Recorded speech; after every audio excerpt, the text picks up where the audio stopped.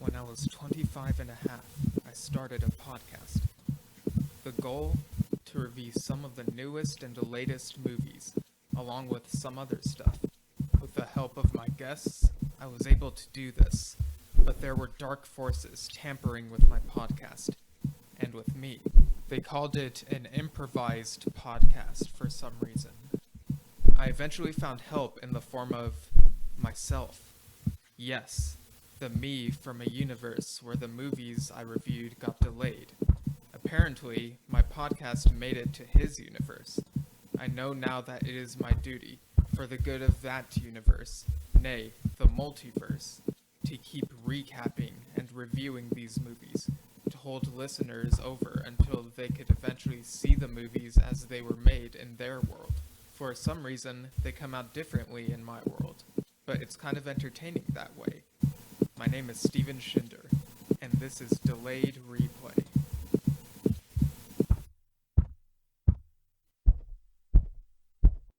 Hello, listeners. Welcome to a strange episode of Delayed Replay. I'm your host, as always, Steven Schinder, and on this episode, we're talking about Doctor Strange in the Multiverse of Madness. You know, the latest Marvel Cinematic Universe movie. We just saw it.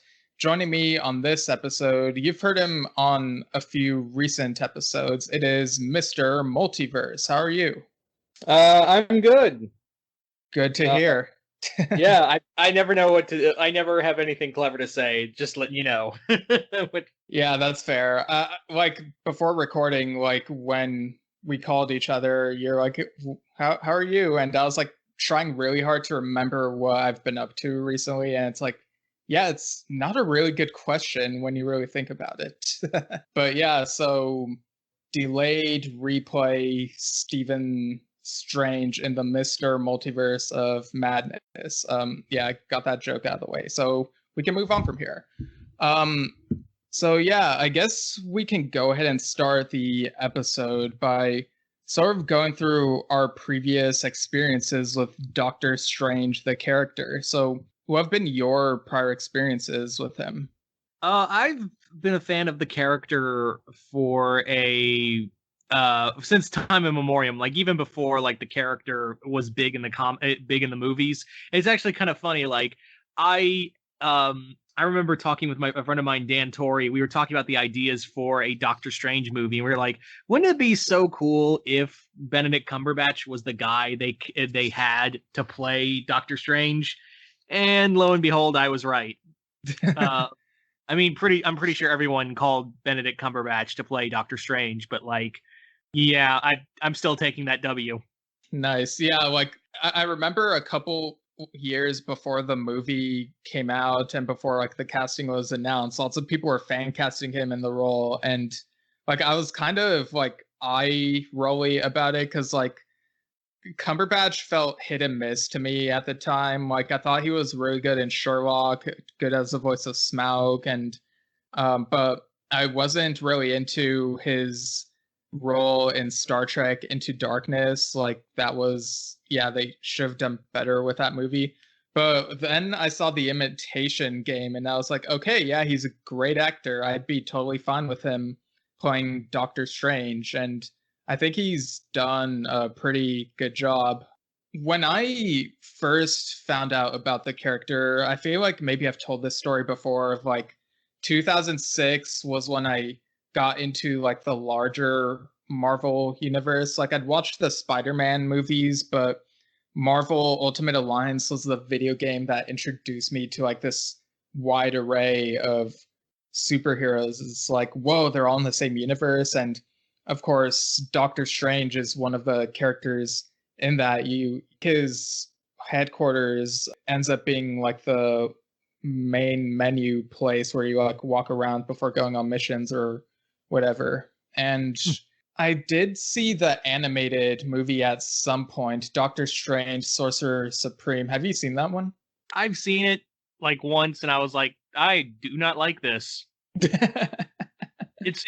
It's just as bad as that animated Iron Man movie. That one was also. I remember both of those movies being pretty bad.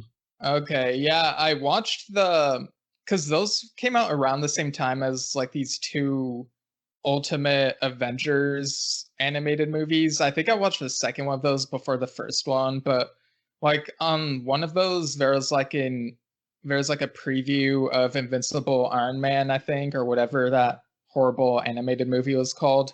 And there was like an animatic preview of the Doctor Strange movie, and I think it took me a while to get around to watching that one. Maybe even like a couple years before or shortly before the live action movie came out. And I remember enjoying it, but I don't remember much about it now.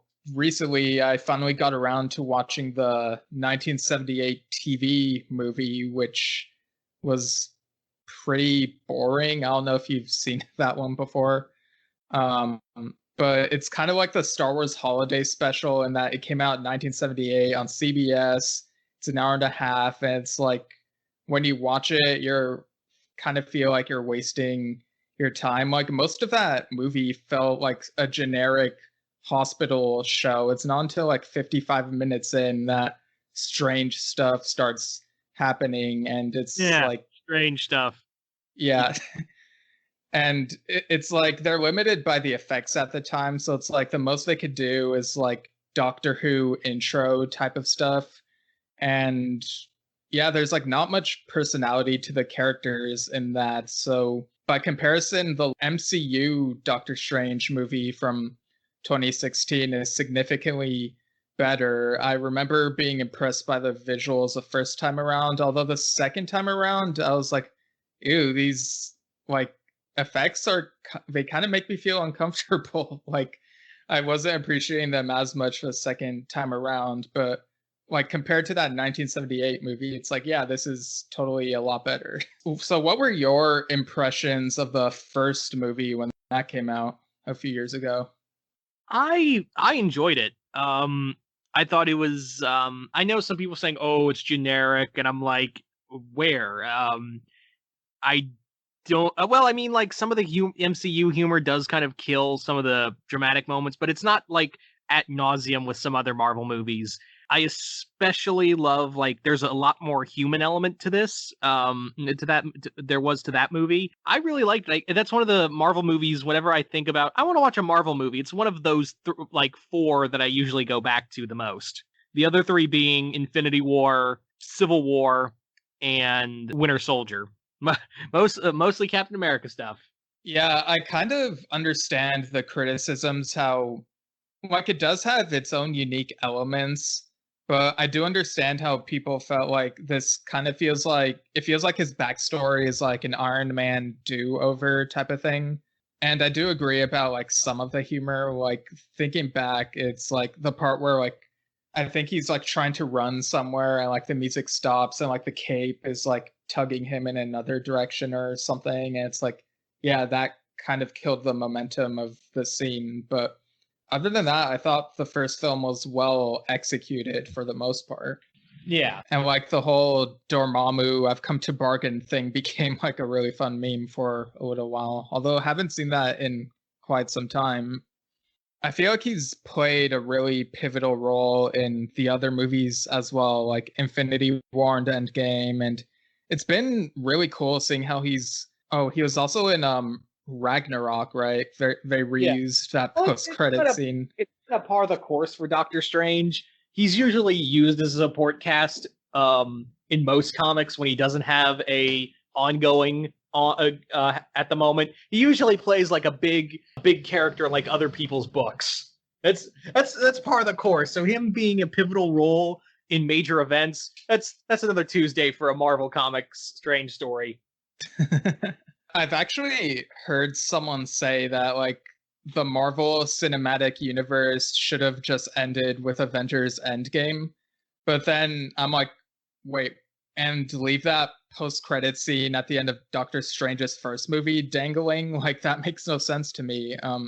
Because like the end of the first movie teased that Carl Mordo would become the villain. And he's like, no more sorcerers. And it's like, it would have been weird to leave that dangling, which is why I'm glad that they finally brought him back for this next movie in the Multiverse of Madness. Yeah, I love how this movie is tying in. It's doing a lot. Like this movie did a lot. for being being a sequel. It's also like being a sequel to multiple things. It's a straight up sequel to not only Doctor Strange, it's dealing with the fallout of Endgame. We're also dealing with WandaVision.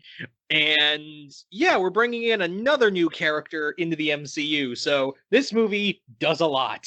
Yeah, it definitely does. Like, it kind of feels at times like maybe it's doing too much, but at the same time, much of it feels very entertaining. And like, I don't know, I think this could potentially be one of the most remembered MCU movies, but I guess only time will tell. One of the characters who gets introduced is America Chavez. So what do you think of America's role in this? America Chavez in here, I thought it was pretty cool. I like how she's kind of used as like a vehicle to get the going. Of basically like her universe got blown the fuck up by a bigger villain than Mordo, and I like how they kind of emphasize that America Chavez didn't want to be in this universe. She just got thrown here in the kind of like almost like Superman, because her mother's sent her here. And now she's here in this universe, and she's like, yeah, my universe got blown up by something worse than anything you could imagine. And Strange's first reaction is, it was Dormammu. It's got to be Dormammu. She's like, no. This is the thing that gives Dormammu nightmares. I guess we'll talk about the big villain in here. Do you want to do that now, or do you want to wait? I mean, we don't have to go like linear. You're referring to Shuma Gorath, right? Yeah, Shuma Gorath. Now, for those who are uninitiated, Steven, Shuma Gorath is a Doctor Strange villain who's kind of like, he's like this eldritch god kind of creature who his whole spiel is that he is basically like, he's this godlike creature who like consumes universes. He's also an enemy to Conan the Barbarian. Oh, really? Yeah, when Marvel had the rights to Conan the Barbarian, Shuma would show up there along with Red Sonja. Oh, okay. Most people would know Shuma best for being a character in Marvel vs. Capcom 2. The Marvel vs. Capcom games are a blind spot for me, but my brother and his friends have played it a decent amount, I think. Also, the name reminds me of a similar Cthulhu-looking thing that appeared in Solo, a Star Wars story, which is called the Summa Verminoth. So I'm guessing that maybe they have similar etymological origins. Yeah, the creature that is like the Shuma is based off of is Azathoth from H.P. Lovecraft mythology. Azathoth is known as the blind idiot god, but he's basically like the end and beginning of the universe simultaneously. When it later shows Shuma Gorath in this film, like, I found him more menacing than that thing from Solo. I guess it helps that like in Solo the sequence is supposed to be partially funny, but here it's like, whoa, this is really terrifying. So this movie was originally supposed to be directed by Scott Derrickson, but he dropped out and they got Sam Raimi. I think Sam Raimi did a really good job making Shuma Gorath very terrifying. Like, it felt like he was going back to his roots with the first couple Evil Dead movies. Yeah. That's my thing too. I actually love like when we don't even get Shuma's name dropped until America gets plopped out of her universe. He's just kind of treated like the monster in the shadows, and I really love that. I even love like because he is based off of H.P. Lovecraft. I like how the movie starts with Strange coming to like a cult, like this almost like Shadow over Innsmouth cult in Maryland, and it's straight up like a horror scene. Like, you've got people, it definitely feels like Sam Raimi really wanted to do an H.P. Lovecraft movie, and this was his pitch for it. Yeah, he definitely strikes me as a type of person who's familiar with Lovecraftian mythology, because I think the Necronomicon is even based on... Yeah, the Necronomicon is actually from Lovecraft mythology. And you can see some of those like Evil Dead techniques when, like, before we actually see Shuma Gorath, we see from the monster's point of view, like moving through like the setting, and like it's really Oh, like I've heard some people say that it was very dizzying for them, but for me, it was like, whoa, I'm feeling nostalgic for this because of like Evil Dead, and I mean, he's Sam Raimi's even done this in his Spider-Man trilogy, like those types of POV shots. So like I mean, I dug it. I just really loved the cinematography.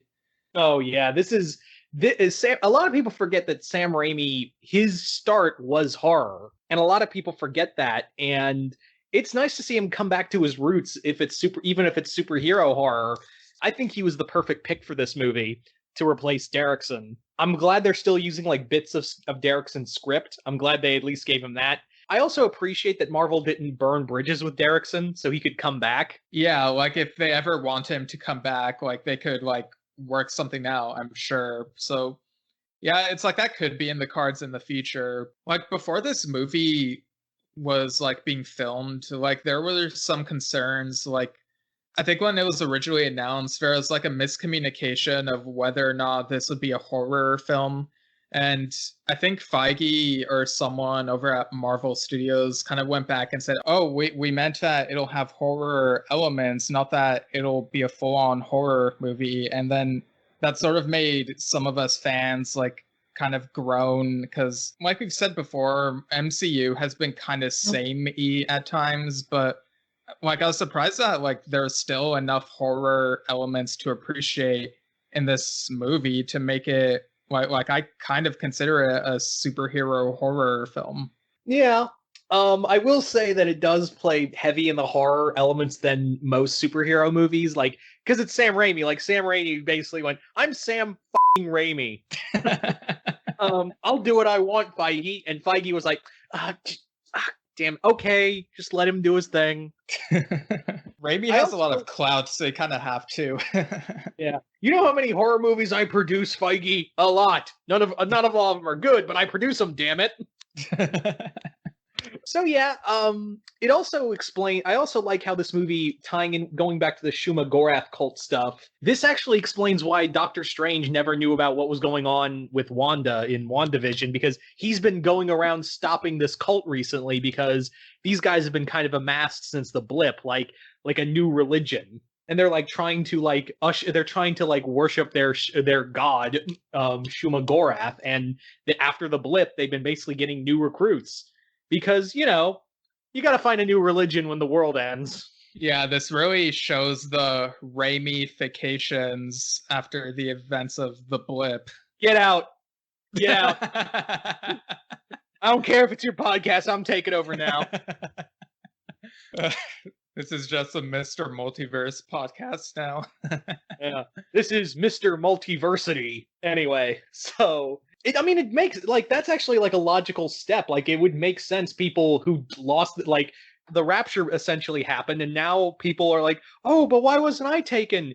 And then along comes people who'd be like, "Oh, you believe in Shuma Gorath now?" It's basically like that Rick and Morty episode with the giant heads, but yeah, like it makes sense that they would react this way. Yeah, it's because again, people would believe in anything. Have you literally seen the last 4 years of American government? I don't think I need to say more now, do I? Anyway, but yeah, that's actually like it brings up it fixes a plot hole of where was Strange during what happened in New Jersey.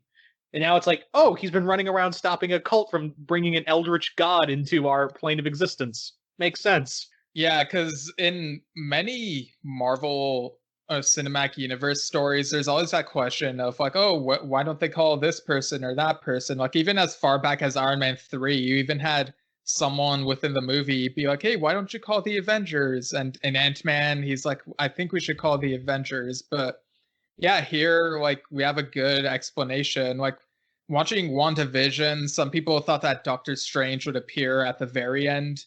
And while that did not happen, we still got like a nice little tease of what was to come with like Wanda getting the Darkhold, like once again another evil book. So that works pretty well under Sam Raimi now.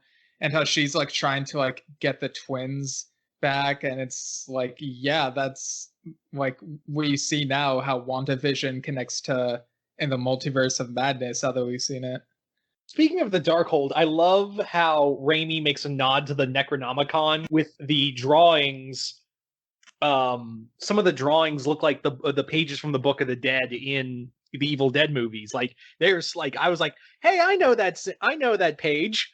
I vaguely remember like hearing. I don't remember if this was within some story in the Evil Dead franchise, or if it was maybe Bruce Campbell or someone said it, but that like the book can move between different universes, and so if there's kind of like that question of like, can it take the shape of the Darkhold? Like, there's that fan theory floating around now, especially since like we get that scene where like they're going through the different universes, and in one of them we see a version of Ash Williams, played by Bruce Campbell, fighting Marvel zombies. Yeah, that blew my mind. Like, I knew Bruce Campbell was going to cameo in this movie. Like, there was no doubt about it. Even he said, I'm with Sam Raimi. Of course I'm going to show up in this movie. But there he is as Ash fighting Marvel zombies. I mean, they don't say his name, and like, I also love how they got the cast from Ash versus Evil Dead for that quick scene. Like, I love how that wasn't even advertised. Like, people just said, oh, Bruce Campbell's in the movie. And people were like, oh, what role is he going to play? Guess what? It's Ash, and he's fighting an army of Marvel zombies, like that crossover. Years ago, I read that comic book crossover. I think it was called Marvel Zombies versus Army of Darkness. It was a lot of fun because you had him interacting with Spider-Man, and you have like you see a glimpse of that like little scene, and it's like, yeah, but it's as if this is like how it would happen in the world of Ash versus Evil Dead. And I don't know if it's meant to be the same universe or not, but it's cool that like if we're not seeing the other cast members, like the exact versions, it's still cool to see like alternate universe versions of them in that. So yeah, I thought it was a really nice touch. Yeah, it was a nice touch. I guess we'll get to more multiverse stuff in a moment, because boy, oh boy, do we get to talk about that. But like the build up there is like, I like how we get from point A to point B, because right after we see like Strange is like, okay, Shumagorath, that's a thing. Like, that's a thing. Like, not even like Wong tells him, even the Ancient One was afraid of Shumagorath. And again, we're building up that this dude is scary with good reason. And then it goes to America Chavez being it's almost like a scene right out of Terminator, where she's just like plopped in via like this energy bubble in the center of New York. And of course she's metahuman, so she's got all these superpowers, and Doctor Strange, who like senses it during meditation, like this dimensional blip essentially happening. And Strange just goes to see this frightened girl, and he's like, it's okay, I'm here, just talk to me. It's not, he doesn't throw a punch, he doesn't try to do any like fighting, he just takes this child by the arms and goes, it's okay, let's talk. And I like that. I don't need every costume character to throw a punch every time they see each other. This is just a scene of a dude taking care of a frightened child. Even back in the Avengers 2012, when you have the heroes coming together for the first time, they like throw punches at each other first. And it's like, that's a really played out trope. So like this here was like really refreshing.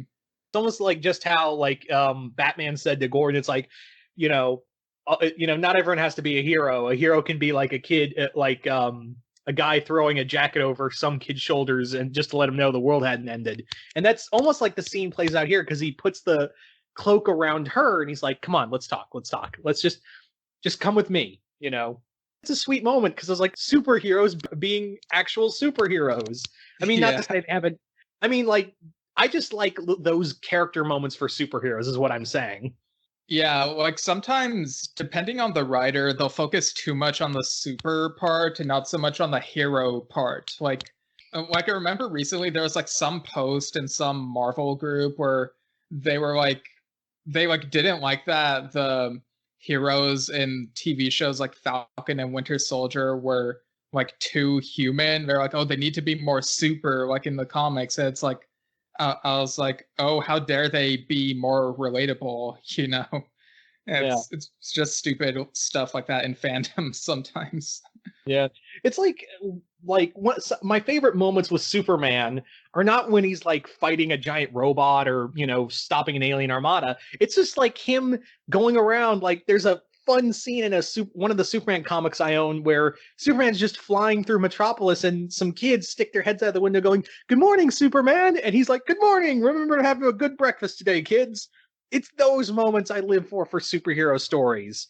Yeah, like those cheesy moments of Superman. They're really lighthearted, really down to earth, and it's like, yeah, I love seeing that in my Superman. So it's good that we get moments like that, like here when Doctor Strange like takes her to the Sanctum Sanctorum and like he gives her tea and they just like have a conversation about what's going on, and it feels very like real. Like this was like really great acting in this conversation. They felt like real characters. We could get a good sense of like what they're feeling about everything that was going on. I just really loved this sit down moment. Because she's basically like, I don't like this thing called Shumagorath showed up. It destroyed my universe, and I just watched my parents die as I'm being brought here to protect me. And I don't, and you hear like she's breaking down with every word, and then Strange just grabs her and just holds onto her as she just starts bawling in his arms. I'm like, that's what I need from my superhero movies. Getting back to what we were talking about, the Darkhold, I actually like that they actually bring up that when Strange was battling that cult and defeating them, he like Sumer Gorath, Darkhold. I know what that is. Saw that in the Ancient Ones readings. Darkhold, bad news. And then when he's doing more research about it, he's like, he learns about the Scarlet Witch. And like, we actually get why the Scarlet Witch is a bad thing. They hint at it in WandaVision, but they never really specify as to why the Scarlet Witch is a bad thing. Here, the Scarlet Witch is a freaking beacon to Shuma Gorath. Like, there's a Scarlet Witch in every universe, and they're used as like beacons to attract him. I was like, oh, that's a neat twist. Because like she basically can alter reality with her power, so it would stand to reason if she's tearing through reality, that means a thing that could traverse reality can be like its beacon. It's like almost like Wanda is like his herald essentially. It's easy to miss, but somewhere there's like this line about how the Darkhold might have also been like, because the Darkhold has also appeared in Agents of S.H.I.E.L.D., and there's a line that implies that, oh, it's the same book, it came from that universe as well, because it moves between universes, and it's like, there are like these lines here and there that seem to imply that some of the Marvel television stuff branched off into their own universes at some point because of like all the time travel stuff that's happened in multiple shows and movies. So it's like this hand wavy thing that kind of explains of like why certain characters. Yeah, why we never saw Coulson hang out with Steve again before Endgame, or why they never showed up in Infinity, or what happened in Infinity War never affect them there. Yeah, it was a hand wavy thing, but I was like, all right, I'll give you that one. Yeah, like they kind of say that, oh, because of this, sometimes those universes converge and they can interact, but sometimes they like branch apart and they don't interact. And it's like, it's kind of an eye-rolling thing, but it's like, okay, Marvel, have your cake and eat it too, I guess. I'll just roll with it. Yeah, that's not important to the story, so I'll give him a bone. That's fair. Anyway, so yeah, he's like, oh, so I love how Strange is like when he learns that Darkhold, Scarlet Witch, oh crap, where's Wanda? We actually see that we switch over to Baron Mordo, and he's been hunting down sorcerers. And one that actually got me was that one of the sorcerers he kills is a actual Marvel character, Dr. Druid. Yeah, I wasn't familiar with Druid before this movie, but go ahead and like describe him for the uninitiated. AKA you. Dr. Druid is a character who's like another magic user, but he's uses more like druidic, more elemental magic. He's basically like if a writer can't use Doctor Strange, he'll just go to Dr. Druid. That's basically how it is. He's great value, Doctor Strange. So that's pretty much all you need to know about Dr. Druid. Dr. Druid, it was actually kind of cool to see him, even though he does get killed by Mordo in here because he's on his no more sorcerer rant. But then Mordo's like, he sees that Druid has been gathering research on the Scarlet Witch, and he's like, oh, I got an idea. I'm gonna go look for the Scarlet Witch too and put an end to all of it. Because now Mordo's gotten to the point of, I could do this, like, it's gonna take me forever to kill every magic user on the planet. How about I just get a thing to kill everything and just restart? Because I've seen the worst in humanity. It doesn't get any better. So how about I just get this Shuma Gorath thing to just blow up humanity? We'll start over. Like, the universe will just piece itself back together in a couple millennia, and we'll try again. Like, he's that jaded of a person now. Yeah, and in the comics, you know, with Scarlet Witch, there's that whole no more mutants thing. So, like, throughout this movie, there's also the question of, like, oh, could Scarlet Witch do a no more sorcerers thing? And, like, how would that affect everything? So it felt like there was a real sense of tension with, like, her and with Shuma Gorath being out there and Baron Mordo, like, investigating all this. And it's like, yeah, there's, like, so much packed into this movie. Yeah, it's surprising. Like, you think Wanda and Strange are going to team up? No, it's more like America and Steven looking for Scarlet Witch, while Scarlet Witch is getting tempted more and more by Baron Mordo, who's like, he just tells her, look, if you help me get to Shuma, I'm sure we can get Shuma to bring your twins back. And hey, you could he'll give you a universe where they exist and you can live there with them. And she's so broken, mentally broken as a human being, she goes along with it. But then again, that's part of the course with Wanda. Mentally distraught Wanda, big event. That's happened 3 times. Yeah. Well, like, it just goes to show that the TV show wasn't all, like, neat and tidy. Like, it didn't resolve every single thing. It, like, left things open. And so it, like, it shifts very nicely from the show to this movie. Like, we continue to see her journey and how much she has changed. And it's really scary to see the position she's in now. Yeah, like, she's kind of like, all I want is my kids. This universe didn't do me any favors. I don't care. I also enjoyed how we're dealing with, like, other things from WandaVision, in that, you know, we get Sword in here real quick. And they even, like, Strange goes to them and, like, why didn't you contact me? And they're like, yeah, our last director, Hayward, was wanting to keep this really hush-hush, and you were really busy, so we couldn't reach out to you. That one didn't feel as eye-rolly to me, because it just felt, like, really funny to me, the way they're, like, going through all these lengths to, like, explain this particular thing, and it's like, yeah, okay, I'll roll with this one, I guess. Yeah. So Strange and Chavez are basically, I like how they play off of each other. It's almost like Chavez and Strange are almost like a PG-13 version of Logan and X-23's relationship in Logan. Okay, so I'm not the only one who thought of that comparison. Okay, yeah, it felt very much like that to me too. Because Strange never wanted children, and here he is with basically a person he's basically being a father figure to, and he doesn't know what to do. And she's just like, I lost my parents right in front of me. My whole universe is gone, and now I'm stuck with you, Mustache. Mustache versus Evil Dead. Yeah, I love the chemistry between the two. It's almost like a pseudo. It's very much pseudo father-daughter relationship. Yeah, definitely. So there's, like, some other multiverse stuff that happens as well. So there's a part where they, like, hop through, like, the X-Men movies universe, and, like, Wanda sees Peter Maximoff, and she's like, wait, are you Ralph Boner? And he's like, wait, who? And it's like, oh, finally, we have, like, the actual, like, the Quicksilver who was in the X-Men movies. It's not, like, a fake out again. And I was also surprised that we even got, like, a little cameo from Patrick Stewart as Professor X in this movie. Yeah, and Hugh Jackman shows it. Like, Hugh Jackman's like, Professor, the hell's going on? Yeah. Like, he just walked in with, like, a cigar in his mouth, and he's just like, what'd I miss? Yeah. It was cool to see, like, Hugh Jackman wanted to be in the MCU, so it was a nice little, like, here you go, Hugh.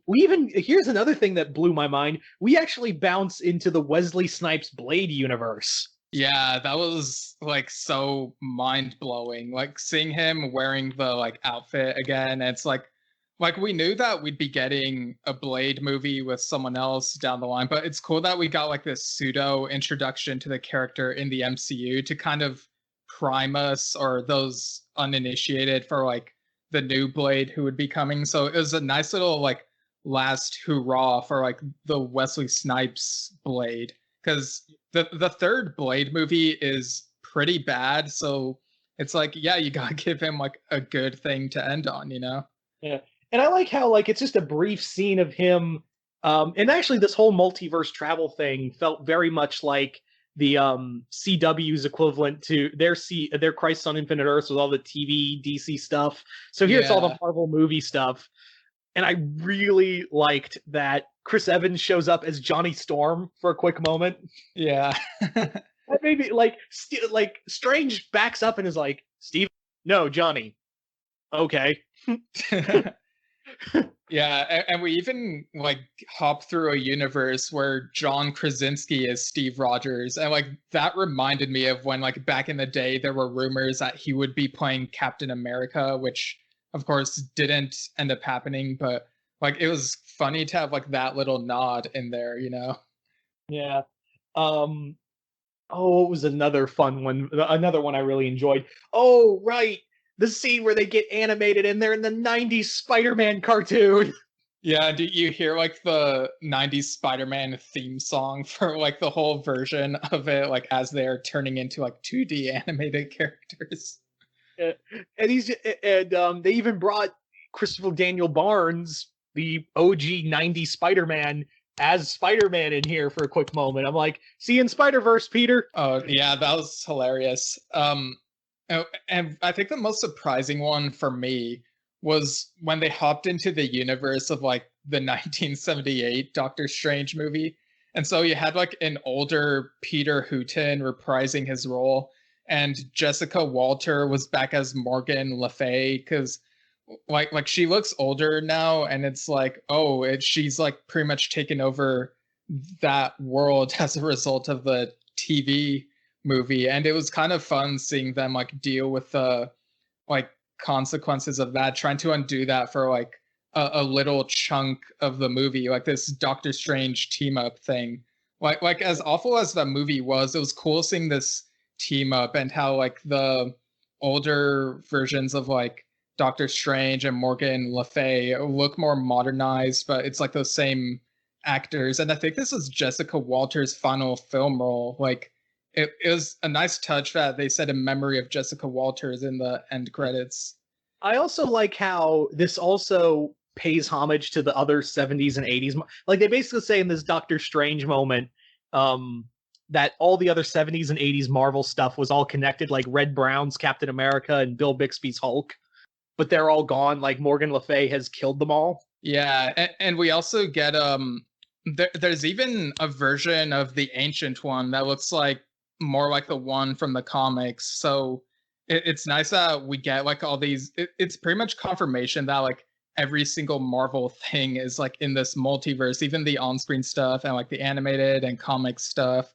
And I kind of I have to talk about this scene because it made me smile and laugh. Yeah. Strange in America, while they're hopping through universes, end up at Marvel Comics in the 1960s, and we see Bryan Cranston playing Stan Lee. That was the best part. He's like, come on. And I forget who was the actor playing Jack Kirby. It was brief because it was brief too. Like I love it's the moment of them just at the studio, like trying to create Doctor Strange, and Strange walks by and Jack goes, I got it.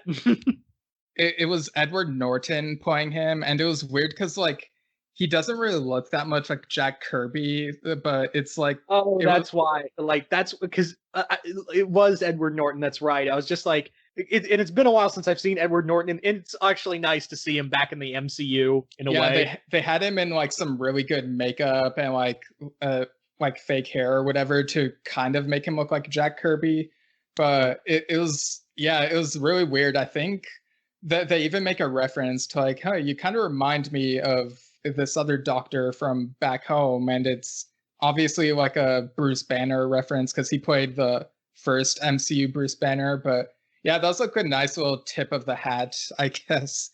Yeah. But Cranston, because a lot of people want to see a Stan Lee biopic with Cranston as Lee, so I was like, that was funny. That was funny. Yeah, and Bryan Cranston's a really great actor, so like I would be so down for that. Yeah, it very much reminded me of I don't know how familiar you are with like Teenage Mutant Ninja Turtles, but there's that the Turtles Forever ending with Eastman and Laird at the end. Yeah. It's like so cheesy, but yeah, this reminded me of that. But hey, if 90s Spider-Man can meet Stan Lee, then why not, you know? Yeah, there's like so much really like this really does feel like a Crisis on Infinite Earths thing. Like it definitely has that feel, and you even have like the Elizabeth Hurley, Morgan Le Fay from Runaways facing off against the Jessica Walters one, and it's like I guess it gets to a point where it feels kind of self-indulgent seeing all these like crossovers between the different versions of all these characters, but at the same time it's like, yeah, this is like comics, yo, this is awesome. Yeah, it's all like, at least like it's not like overindulgent. It's like it knows when to stop. But yeah, it's a lot of fun. Like, it's a great way to show that the Marvel movies of like remembering everything that came before. So that was neat.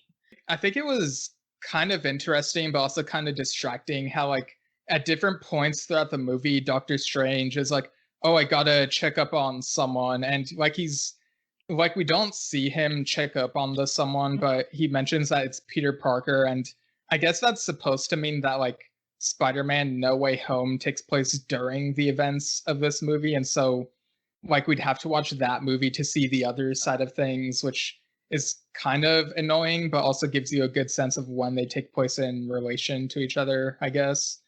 But yeah, like we could go ahead and like talk about the ending now. Yeah.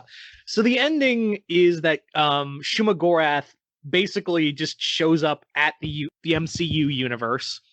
And like they've been tearing through the universes so far, is that's what's causing all these other characters to show up on the main Earth.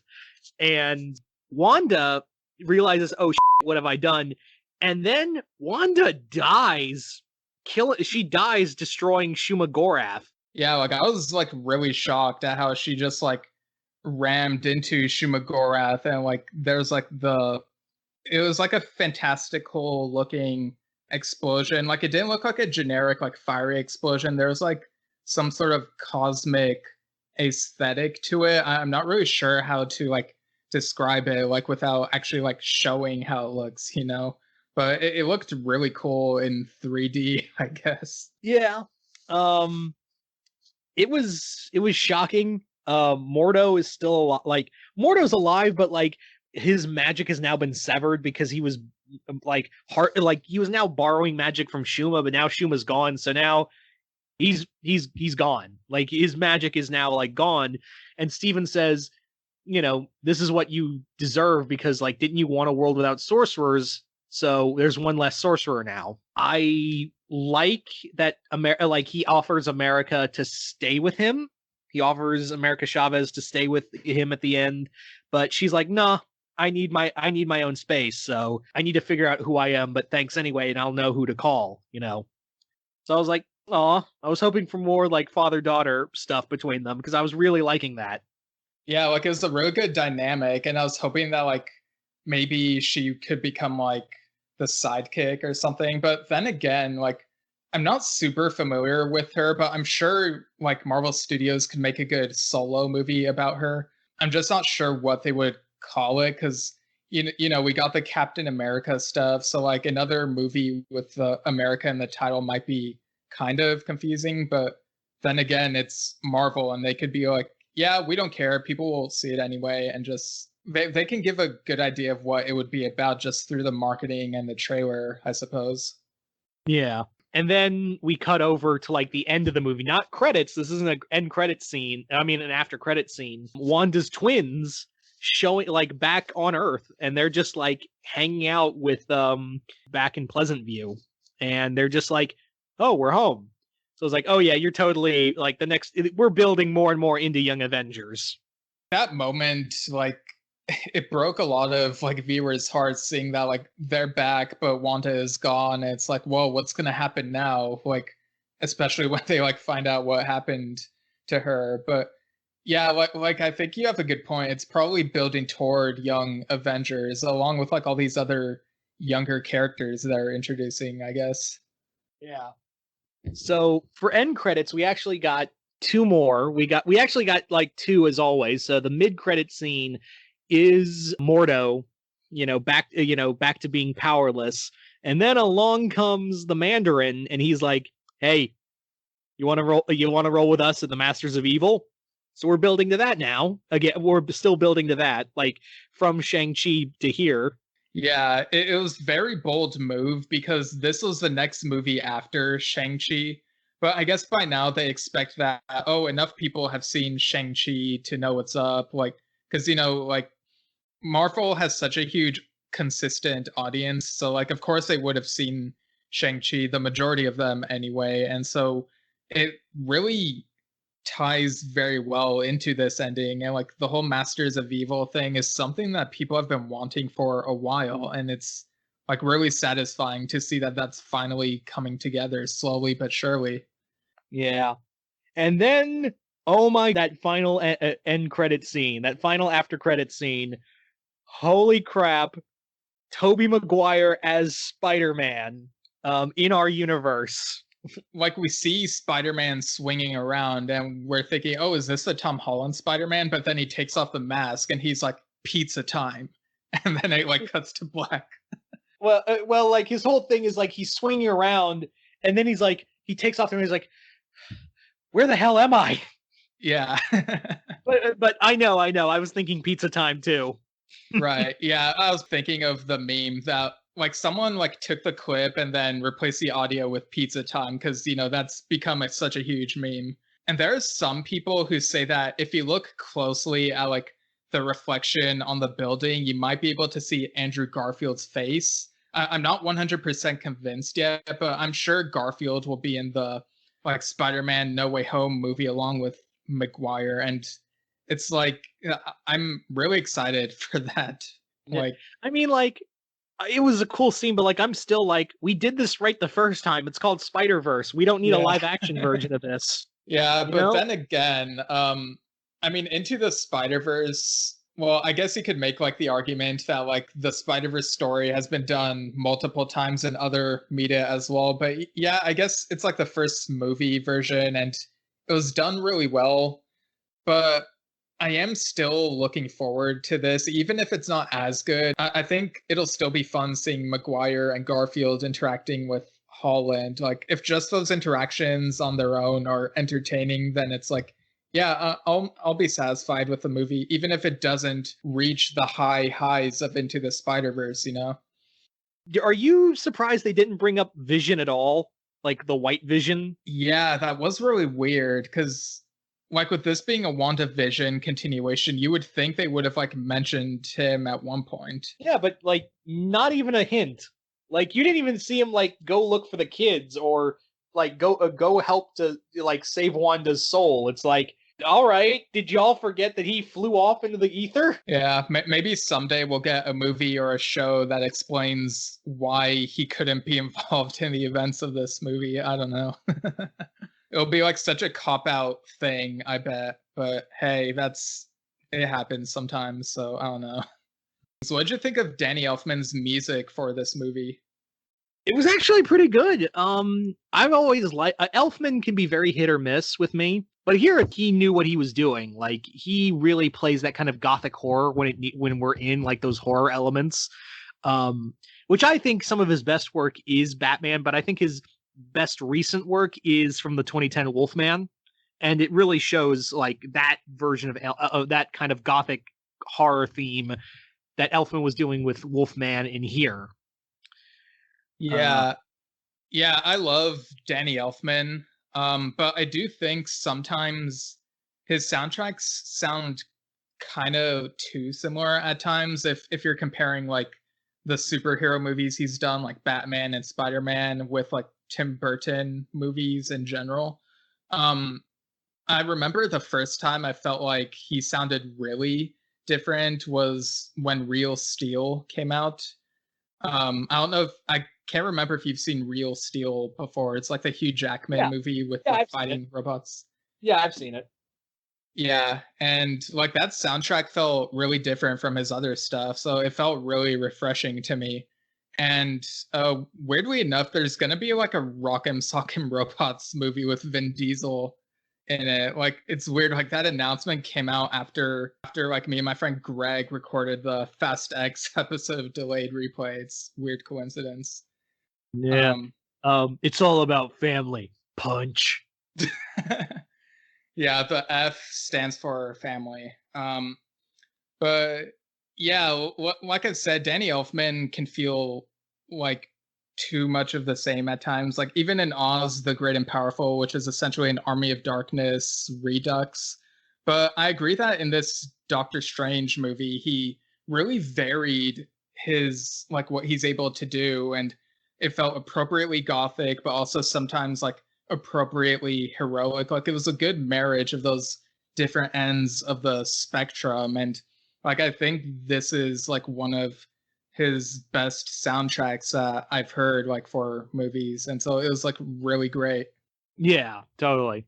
All right, so I guess we could go into final thoughts and score out of 10. Do you want to go first, or should I go first? You go first. Okay. I feel like this is one of the best like MCU movies out there, in my opinion. And I admit that maybe I'm saying that because like some of it is very like I admit that some of it does feel fan service-y, but at the same time, I love that they're playing into the multiverse route. Like both Marvel and DC have been playing into it, and I just love it that they're both embracing those comic booky elements on the big screen and the small screen. It was very rewarding watching Doctor Strange and the Multiverse of Madness and seeing how like all the different elements like Doctor Strange, WandaVision, and all the other stuff from other universes, like just it feels like a payoff to multiple things all together. And so like I know I like having just seen this, maybe I'm feeling really biased right now because I still have that feeling of like, oh, that was such a good movie. But I think at the moment I'm gonna give this a 9 out of 10 Sanctum Sanctorums. Okay. I would say that's roughly my score. I enjoyed the real like love that went into this. The human element with Strange and America felt more like more to me than it did the whole fan servicey multiverse stuff. But all in all, it's a really good movie. So I'm going to give this also 9 out of 10, but I'm going to give it 9 exploding Wandas out of 10. Nice. Very nice. Okay. I guess with that, thanks for joining me again. Where can people find your stuff on the internet? I am Mr. Multiverse over on YouTube. That's it. That's only where you can find me. Yeah, and I'll include that in the show notes as usual. As for where you can find me at Steven Shinder on Instagram and Twitter, Steven Shinder Storytelling on Facebook. You can find my fantasy horror comedy novel Lemons and Like Rain. It's on Amazon. More info at stevenshinder.com. Find Star Trek Culture episodes on the playlist section of the Culture Slate YouTube channel. And there's also a podcast that me and my dad are putting out called listeners probably aren't very familiar with this band, but it's a progressive rock band called Yes. And we're both huge fans of it. So we decided, hey, let's do a podcast about it. And it's called Yesshit. I literally only know that band from Owner of a Lonely Heart. And the fact that the lead singer also did a song with a Canadian pop singer for a song called Moonlight Desires. Oh, Lawrence Gowan. Yep. Yeah, John Anderson guested on that song. Yeah. Yeah, Owner of a Lonely Heart, it's fine, but it irritates me when it's the most well-known Yes song, because there's like so many other better ones. Like they have some really great 20-minute songs like Close to the Edge or Gates of Delirium that don't feel like they overstay their welcome. They're like really well made and they just sound so perfect.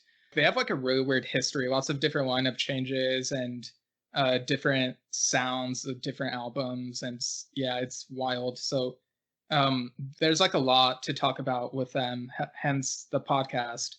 But yeah, I guess that'll do it. And if you want to email this podcast, you can email delayedreplaypodcast@gmail.com. Let us know your thoughts on anything that's been covered on this podcast, or just, I don't know, send random thoughts about some movie you like. I don't know. All right. And that'll do it. Without further delay, have a good day. So this is just a little thing I'm adding at the end, I guess, at the suggestion of who I'm talking to right now, which is the Steven Shinder from that other universe. How are you doing? Doing pretty well. I got both doses of the vaccine, so yeah, I'm glad to finally have that done. So things are okay, I guess. What have you been up to? Oh, well, I just recorded the Doctor Strange and the Multiverse of Madness episode for delayed replay. Oh, it's already out over there? Oh, well, me and Mr. Multiverse were able to see advanced screenings. In both of your respective places that you live, you're able to see advanced screenings. That's pretty convenient. I know, right? It's weird. But anyway, yeah, I was telling you earlier that I've been having trouble trying to figure out what I want to do for the 1-year anniversary episode of Delayed Replay, and you said you had an idea. I've been doing like science-y things in my spare time. It's just like, it's not much, but every now and then I see what's out there, and I actually picked up a transmission from a third universe. And it has a podcast that another version of us is on that is not Delayed Replay. It's a different podcast. Oh, really? Yeah, for those of you listening, you are in for something really weird on the 1-year anniversary episode of Delayed Replay, I'm sure. Oh, now I'm excited to hear about this. All right. Yeah, so that'll be a little tease for you listeners, and we'll see what happens on the 1-year anniversary episode, which will come out in a week's time for all of you. But again, without further delay, have a good day.